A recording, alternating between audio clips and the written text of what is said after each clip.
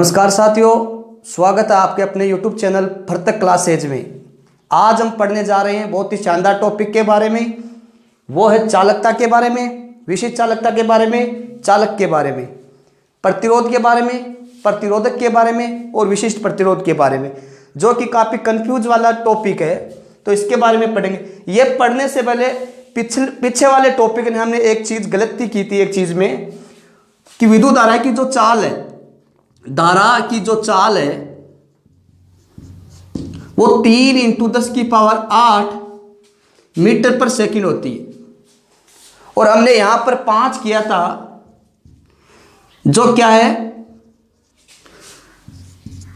3 × 10⁵ kilometre पर second होती है धारा की जो चाल होती है।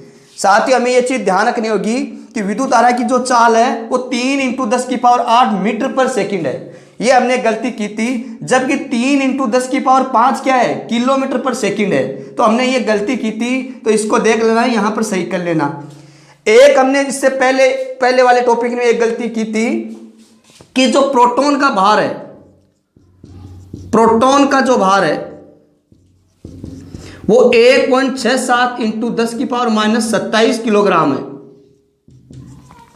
हमने यहां पर -19 कर दिया था, तो इसको भी सही कर लें। ये दो चीजें, प्रोटॉन का भार होता है वो 1.67 × 10⁻⁻27 किलोग्राम होता है, जबकि हमने यहां पर -19 किया था, तो इसको यहां पर सही कर लेना। ये दो चीजें हैं जो पिछले वाले टॉपिक में आपको बताई थी। अब आज हम पढ़ेंगे बहुत ही शानदार टॉपिक के बारे में। चालक क्या है, चालकता क्या है, विशिष्ट चालकता क्या है। तो काफी शानदार टॉपिक है, आराम से पढ़ेंगे। चालक क्या है? कोई भी पदार्थ जिसमें से, या कोई भी तार जिसमें से विद्युत का प्रवाह हो सके। मैं ये बात नहीं कर रहा हूं कि विद्युत का प्रवाह सुगमता से हो सके, मैं ये बात कर रहा हूं कि विद्युत का ओनली प्रवाह हो सके, इसे चालक कहते हैं। जैसे ये कोई भी तार है, इसमें विद्युत धारा का प्रवाह हो रहा है, जिसमें विद्युत धारा का ओनली प्रवाह हो रहा है, उसे हम चालक कहते हैं। और इसके बाद हम कंपैरिजन करेंगे चालक और चालकता में, प्रतिरोध और प्रतिरोधक में, विशिष्ट चालकता और विशिष्ट प्रतिरोध में क्या होते हैं। काफी कंफ्यूज वाला टॉपिक है। तो हम पढ़ेंगे प्रतिरोधक के बारे में। चालक के बारे में हमने पढ़ लिया कि जिसमें से विद्युत का प्रवाह हो सके, जिसमें से विद्युत धारा का प्रवाह हो सके। और अब पढ़ेंगे प्रतिरोधक के बारे में। प्रतिरोधक क्या है? किसी चालक पदार्थ को अगर एक पुर्जे का रूप दे दिया जाए, अगर किसी चालक पदार्थ है, कोई भी चालक पदार्थ है, अगर इसे पुर्जे का रूप दे दिया जाए, अगर इसे पुर्जे का रूप दे दिया जाए तो यह प्रतिरोधक कहलाता है। जैसे हमारे पास एक वायर माउंट प्रतिरोध होता है, एक कार्बन प्रतिरोध होता है। साथियों, जो कार्बन प्रतिरोध होता है वो कार्बन और ग्रेफाइट का बना होता है, जबकि जो वायर माउंट प्रतिरोध होता है वो मैग्नीज और यूरेका का बना होता है। तो ये क्या होता है? ये प्रतिरोधक होता है। ये पदार्थ का एक क्या होता है, गुण नहीं होता है, जबकि पदार्थ का एक टुकड़ा होता है। अगर इसे एक पुर्जे का रूप दे दिया जाए तो वो प्रतिरोधक है। प्रतिरोध क्या होता है? ये रेजिस्टेंस होता है, जो क्या करता है, ये बाधा उत्पन्न करता है। तो हमें क्या करना है, इसे ध्यान रखना है कि ये क्या है, ये पदार्थ है, तो इसे क्या किया गया है, एक पुर्जे का रूप दे दिया गया है, जिसे प्रतिरोधक कहते हैं। अब पढ़ेंगे हम चालकता के बारे में। जब किसी चालक तार में से विद्युत धारा प्रवाहित की जाती है, जब किसी चालक तार में से विद्युत धारा प्रवाहित की जाती है, तो उसमें से विद्युत धारा का प्रवाह सुगमता से हो सके। तो चालकता क्या करता है? तो इसमें पढ़ेंगे धारा का प्रवाह है सुगमता से हो सके। इसमें क्या हुआ है? जिसमें ओनली धारा का प्रवाह हो।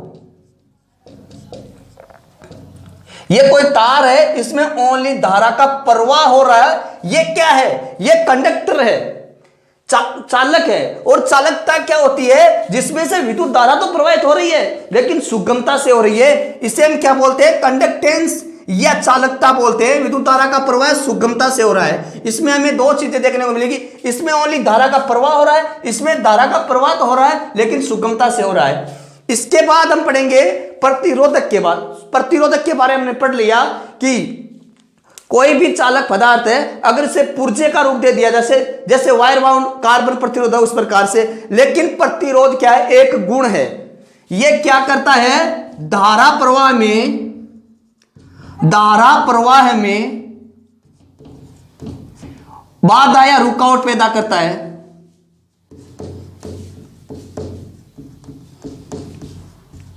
साथियों, प्रतिरोध या रेजिस्टेंस का क्या कार्य है, जो धारा चालक में से धारा का प्रवाह हो रहा है, इसमें यह क्या करता है, यह रुकावट पैदा करता है। इससे पहले यह क्या है, धारा का प्रवाह होना। कंडक्टर का क्या कार्य है, ओनली धारा का प्रवाह कराना, जबकि कंडक्टेंस का क्या कार्य है, धारा के प्रवाह में सुगमता प्रदान करना।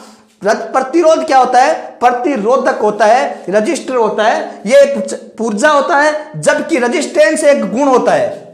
यह क्या है, रेजिस्टेंस प्रतिरोधक एक गुण है, यह एक प्रकार का गुण है।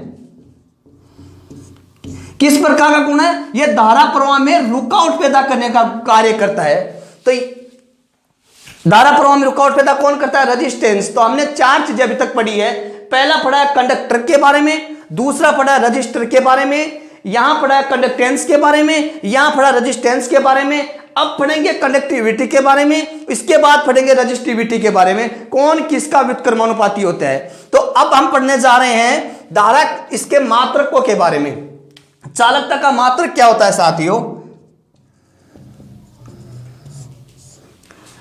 चालकता के मात्रक की जहां तक बात करें,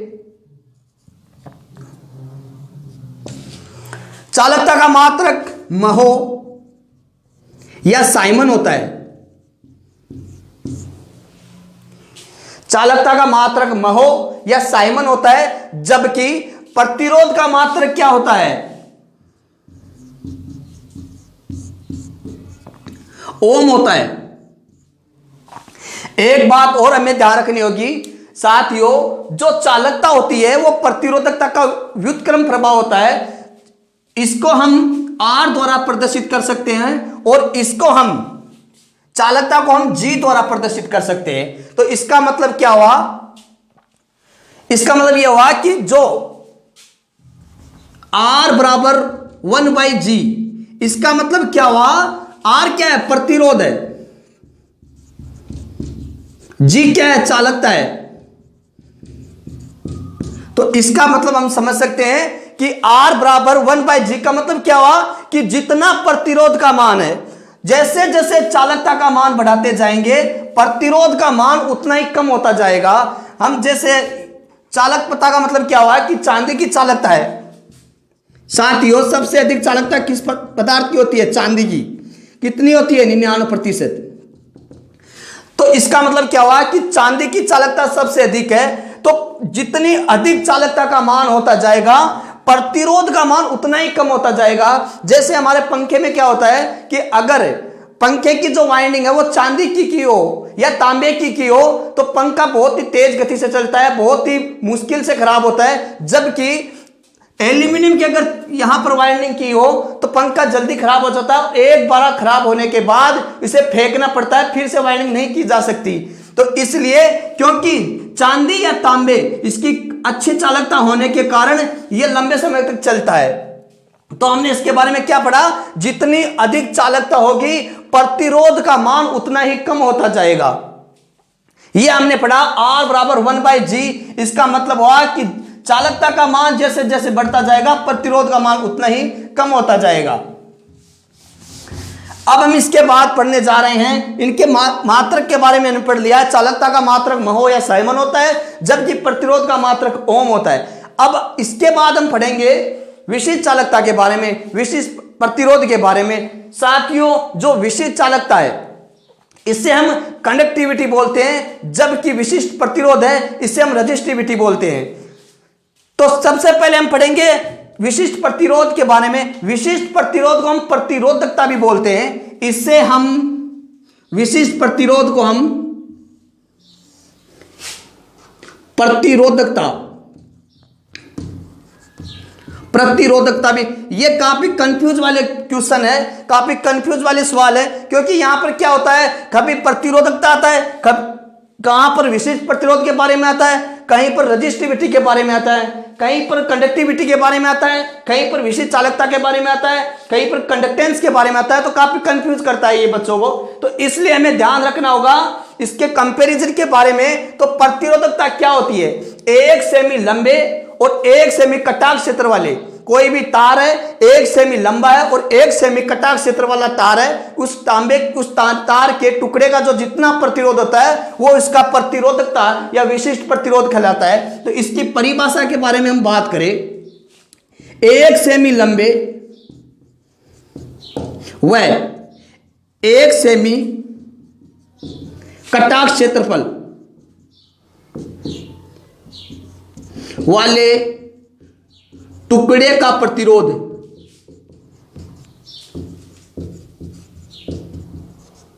इसकी विशिष्ट प्रतिरोधकता रजिस्टिविटी या प्रतिरोधकता कहलाती है। तो 1 सेमी लंबे और 1 सेमी कटाक्ष क्षेत्र वाले तांबे का जो प्रतिरोध है वो इसकी विशिष्ट प्रतिरोधकता कहलाती है। जबकि विशिष्ट चालकता क्या होती है, विशिष्ट प्रतिरोध का व्युत्क्रम प्रभाव ही विशिष्ट चालकता कहलाता है। जैसे इसकी परिभाषा की हम बात करें, विशिष्ट प्रतिरोध को हम प्रतिरोधकता भी बोलते हैं।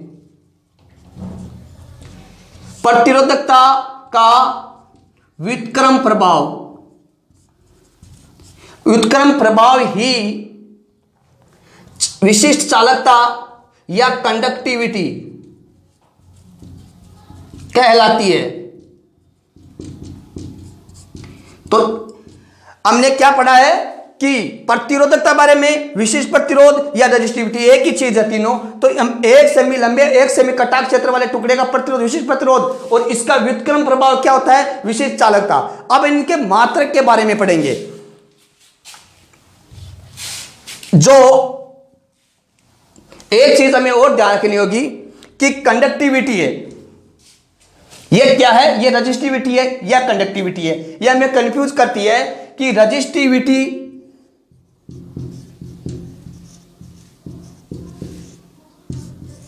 हमेशा कंडक्टिविटी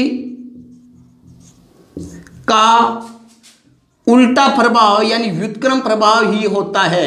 इसका मतलब क्या हुआ कि कंडक्टिविटी या प्रतिरोधकता हमेशा चालकता विशिष्ट चालकता की क्या होती है, उल्टा प्रभाव होता है। रजिस्टिविटी ये है और कंडक्टिविटी ये है। तो इसका मतलब क्या हुआ, हम इनके बारे में पहले हमने चालक के बारे में प्रतिरोधक के बारे में कंपैरिजन किया, इसके बाद हमने चालकता और रेजिस्टेंस के बारे में यानी प्रतिरोध के बारे में कंपैरिजन किया, और तीसरा कंपैरिजन है, ये पहला कंपैरिजन है, ये दूसरा कंपैरिजन है और ये तीसरा कंपैरिजन है। इन तीनों के बारे में हम बात करें तो तीसरा विशिष्ट चालकता के बारे में और प्रतिरोधकता या विशिष्ट प्रतिरोध के बारे में हम कंपैरिजन कर रहे हैं। तो इनके मात्रक के बारे में बात करें, इसका मात्रक क्या होगा, विशिष्ट चालकता का मात्रक इसका मात्रक होगा महो प्रति मीटर। विशिष्ट चालकता का मात्रक क्या होता है, महो प्रति मीटर। जबकि विशिष्ट चालकता का मात्रक क्या होगा, विशिष्ट चालकता का जो मात्रक है वो क्या होगा, महो प्रति मीटर। जबकि चालकता का मात्रक क्या है, महो या साइमन। महो या साइमन लिख सकते हैं इसे, महो या साइमन। जबकि विशिष्ट चालकता का मात्रक महो प्रति मीटर। प्रतिरोधकता या विशिष्ट प्रतिरोध का मात्रक क्या होगा, इसका मात्रक क्या होगा, ओम मीटर। तो ये काफी कंफ्यूज करता है, बच्चे क्या करते हैं यहां पर गलती करते हैं। गलती इसलिए होती है कि जैसे ही प्रतिरोधकता या विशिष्ट प्रतिरोध का मात्रक आता है वो क्या करते हैं, महो प्रति मीटर कर देते हैं या फिर ओम इंटू मीटर कर देते हैं। तो हमें क्या करना होगा कि विशिष्ट प्रतिरोध या प्रतिरोधकता मात्रा में ओम मीटर करना होगा, जबकि विशिष्ट चालकता के मात्रा में महो प्रति मीटर करना होगा। ये क्या है, ये बट्टा में, ये क्या है, ये इंटू में। तो इस बात का हमें ध्यान रखना होगा। हमने अभी तक 3 चीजें पढ़ी है, 3 चीजों के बारे में पढ़ा है। 3 चीज पढ़ी है, जो चालक के बारे में, चालकता के बारे में, विशिष्ट चालकता के बारे में, रजिस्टर के बारे में, रेजिस्टेंस के बारे में और रजिस्टिविटी के बारे में। तो ये अभी तक हमने पढ़ा है। और जैसे जैसे एक चीज और हमें पढ़ना होगा, विशिष्ट चालकता होता है, इसे किस सूत्र से या रजिस्टिविटी को किस सूत्र के द्वारा हम ज्ञात कर सकते हैं? इसको हम, एक सूत्र है R बराबर रो L बट्टा 1 के द्वारा। तो R क्या है? ये प्रतिरोध है। रो क्या है? ये विशिष्ट प्रतिरोध या प्रतिरोधकता है। रो है। R क्या है? ये L क्या है? ये लंबाई है। और A क्या है? ये कटाक्ष क्षेत्रफल है। तो इसका मतलब क्या हुआ? अगर किसी तार की लंबाई को 2 गुना कर दिया जाए तो इसके प्रतिरोध का मान, एग्जाम में क्वेश्चन आता है, अगर किसी तार की लंबाई को 2 गुना कर दिया जाए तो इसके प्रतिरोध का मान क्या होगा? तो इस सूत्र से हम ज्ञात कर सकते हैं कि अगर L बट्टा A, तो इसके द्वारा हम ज्ञात कर सकते हैं कि अगर किसी तार की लंबाई को 2 गुना किया गया है तो इसके प्रतिरोध का मान क्या होगा? 2 गुना हो जाएगा, क्योंकि प्रतिरोध है वो लंबाई के क्या है? समानुपात में है। अगर किसी तार की लंबाई कटाक्ष क्षेत्रफल को 2 गुना कर दिया जाए, अगर किसी तार को कटाक्ष क्षेत्रफल को 2 गुना कर जाए, कहने का मतलब मोटाई को 2 गुना कर दिया जाए, तो इसके प्रतिरोध का मान आधा हो जाता है।